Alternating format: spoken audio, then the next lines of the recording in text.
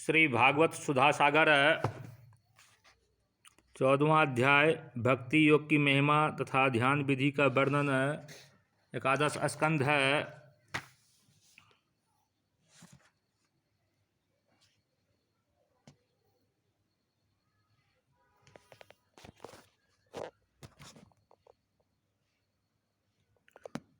उद्धव, मुझे तुम्हारे जैसे प्रेमी भक्त जितने प्रियतम है उतने प्रिय मेरे पुत्र ब्रह्मा, आत्मा शंकर, सगे भाई बलराम जी, स्वयं अर्धांगिनी लक्ष्मी जी और मेरा अपना आत्मा भी नहीं है, जिसे किसी की अपेक्षा नहीं, जो जगत के चिंतन से सर्वथा उपरत होकर मेरे ही मनन चिंतन में तल्लीन रहता है और राग द्वेष न रखकर सबके प्रति समान दृष्टि रखता है। उस महात्मा के पीछे पीछे मैं निरंतर यह सोचकर घुमा करता हूँ कि उसके चरणों की धूल उड़कर मेरे ऊपर पड़ जाए और मैं पवित्र हो जाऊँ।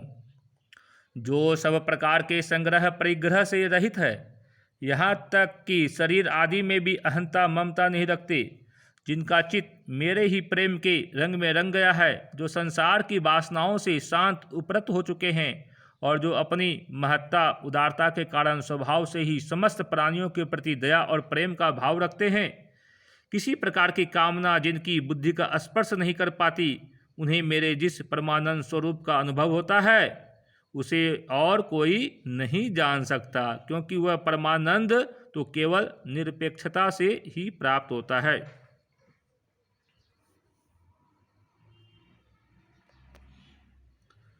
मैं संतों का प्रियतम आत्मा हूँ। मैं अनन्य श्रद्धा और अनन्य भक्ति से ही पकड़ में आता हूँ। मुझे प्राप्त करने का यह एक ही उपाय है। मेरी अनन्य भक्ति उन लोगों को भी पवित्र जाति दोष से मुक्त कर देती है जो जन्म से ही चंडाल है। इसके विपरीत जो मेरी भक्ति से वंचित है, उनके चित्त को सत्य और दया से युक्त धर्म और तपस्या से युक्त विद्या भी भली भांति पवित्र करने में असमर्थ है।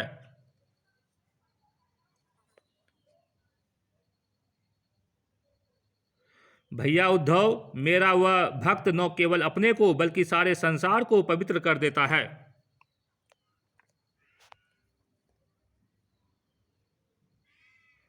जो पुरुष निरंतर विषय चिंतन किया करता है उसका चित्त विषयों में फंस जाता है, और जो मेरा स्मरण करता है उसका चित्त मुझ में तल्लीन हो जाता है। इसलिए तुम दूसरे साधनों और फलों का चिंतन छोड़ दो। अरे भाई,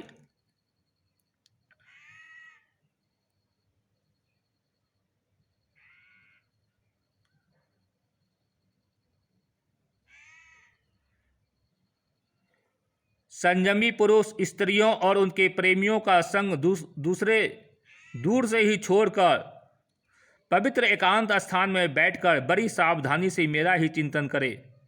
प्यारे उद्धव, स्त्रियों के संग से और स्त्री संगियों के लंपटों के संग से पुरुषों को जैसे क्लेश और बंधन में पड़ना पड़ता है, वैसा क्लेश और फसावट और किसी के भी संग से नहीं होता।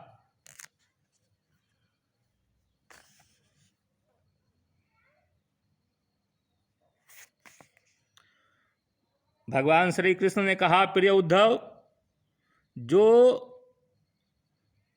न तो बहुत ऊंचा हो और न बहुत नीचा ही ऐसे आसन पर शरीर को सीधा रखकर आराम से बैठ जाए, हाथों को अपनी गोद में रख ले और दृष्टि अपनी नासिका के अग्रभाग पर जमावे।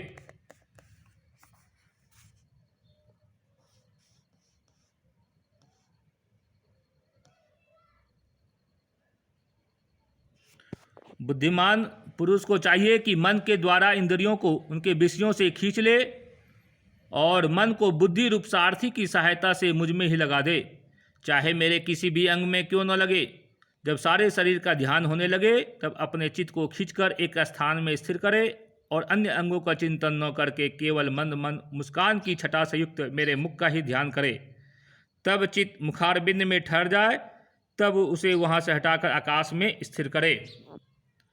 तदंतर आकाश का चिंतन भी त्याग कर मेरे स्वरूप में आरूढ़ हो जावे और मेरे सिवा किसी भी वस्तु का चिंतन न करे। श्री सद्गुरु महाराज की जय।